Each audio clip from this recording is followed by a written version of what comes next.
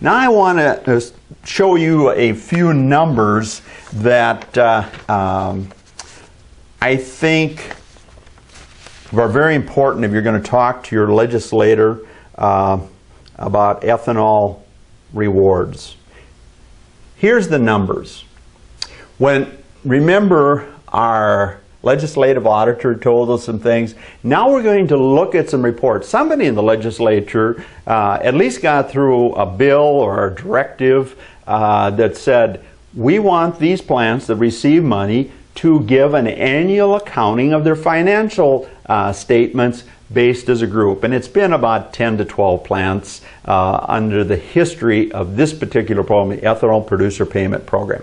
Here's some of the numbers I want you to think about as a citizen, as a taxpayer, when we see our schools, our counties, our local cities fighting to do common services for you, the people. Look at some of these numbers with me, please. In 2007, profits on these plants, 2006 and 2007, were just incredible. The average plant profit before taxes was $17 million each.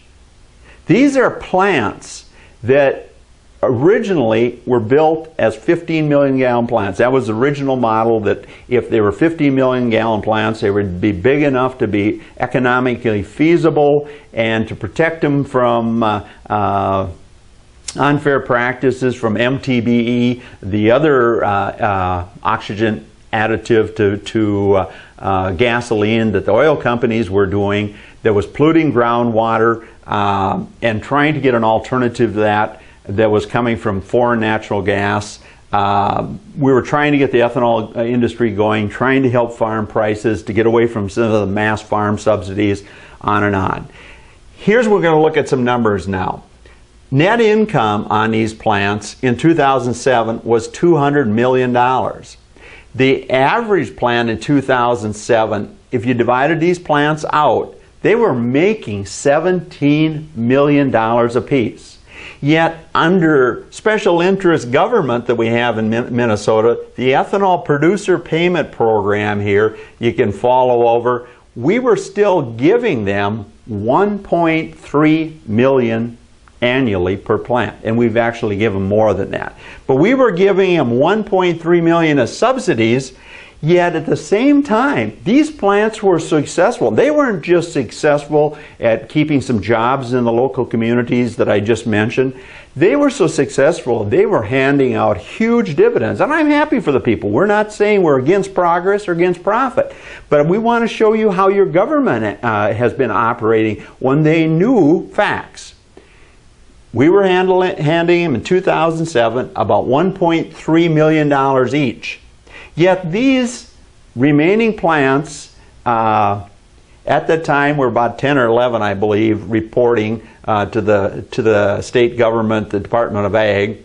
They were handing out dividends. Each of these plants was handing out dividends of almost $14 million.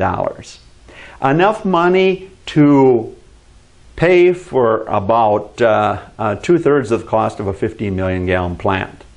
Just unheard of numbers. Why would you subsidize a company? And the argument they use, well, you promised to do this over the length of the program. The state can't break its promise.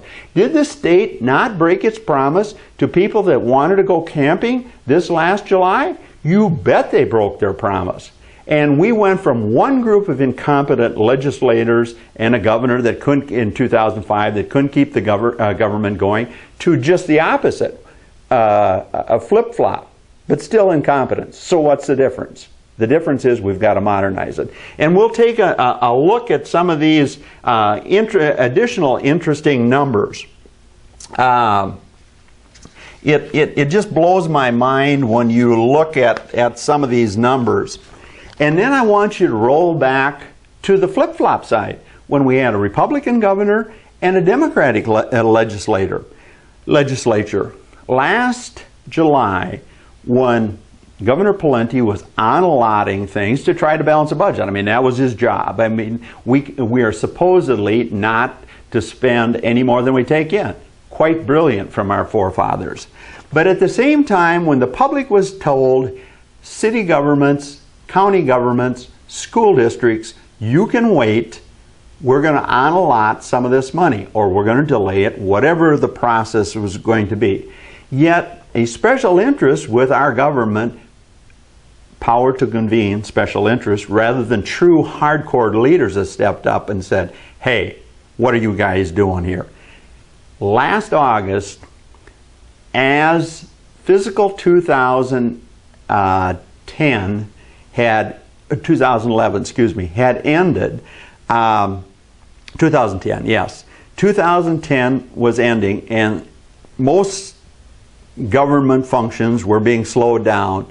The Department of Agriculture in the state of Minnesota, in the first week of August, handed out the last deficiency payment for 2010, $9.5 million, when everybody else was waiting. Then they waited 2 weeks when we started fiscal 2011. One of the first major groups of checks to go out for fiscal 2011 that just ended the 1st of July here. Now remember, this is last summer, not this summer.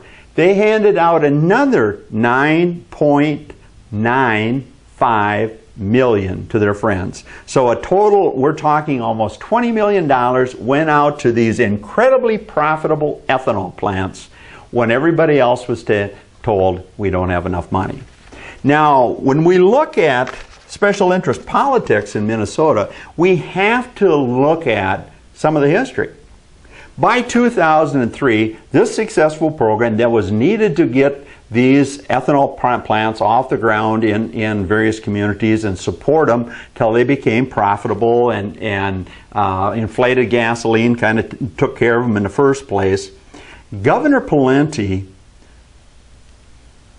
vetoed or said we're not going to do it anymore in 2003. They stopped the payments for a few months. And special interests, the ethanol lobby, was not very happy about it.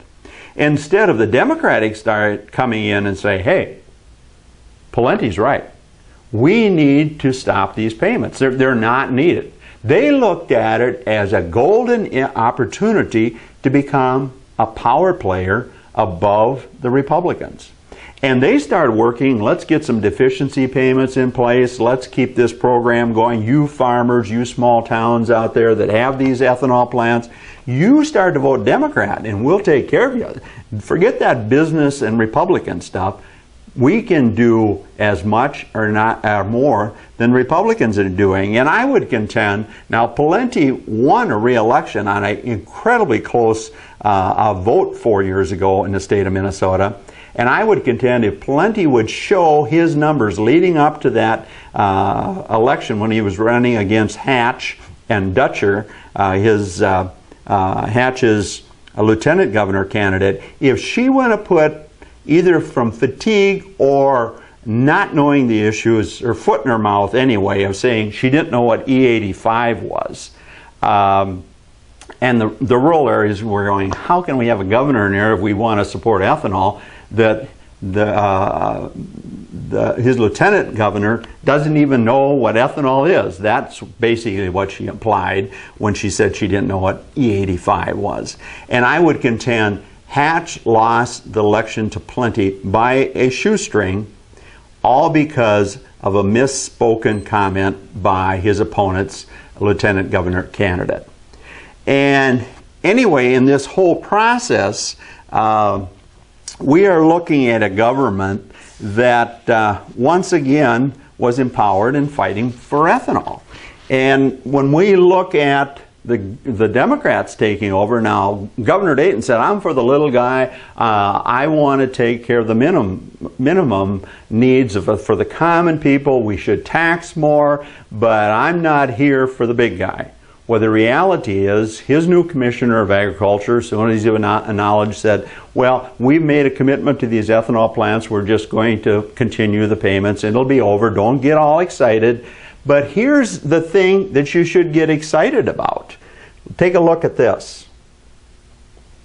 And you should get extremely excited about these numbers.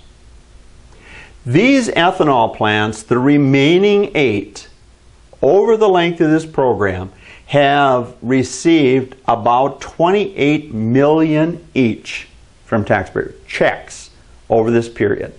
Enough money to easily pay for their first 15 million gallon plant, probably at the time easily a 20 million gallon plant, because at the time when they were first born, it wasn't even costing $1.50 a gallon to build these things. So and then when we look at some of the additional financial data, even the remaining 8 plants, their total investment in plant is about $62 million if you divide the remaining 8 out. I think it's very significant. But here you've got $28 million. Now Governor Dayton, who is saying, I'm for the little guy, you don't have to worry about the big guy when I'm governor. Well, the reality is he wants to kick these final numbers up to about $30 million.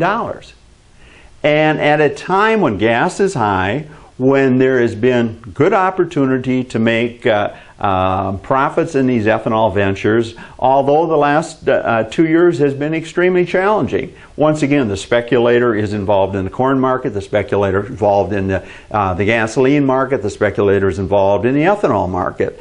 And to give you some of the examples of what kind of whipsaw the ethanol industry is going through, here's some DTN. Go to DTN Ag. You can see some of the things I'm talking about. Look it up there. I encourage you to do that. This is basically just in the last 30 days some of the reports that DTN's daily ethanol comments show. In